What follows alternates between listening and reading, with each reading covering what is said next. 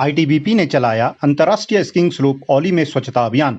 पर्वतारोहण एवं स्कीइंग संस्थान आईटीबीपी औली ने अंतर्राष्ट्रीय स्कीइंग स्लोप औली में स्वच्छता अभियान चलाकर स्लोप में फैले प्लास्टिक एवं सभी प्रकार के कूड़ों को एकत्रित किया।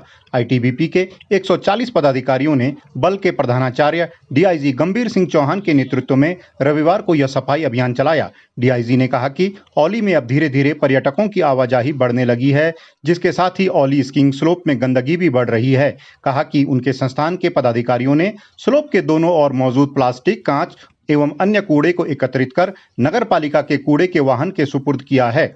बताया कि आगे भी उनके बल के लोग सफाई अभियान चलाते रहेंगे। इस अवसर पर मुख्य चिकित्सा अधिकारी डॉक्टर महेंद्र कुमार एवं बल के अन्य पदाधिकारी एवं जवान मौजूद रहे।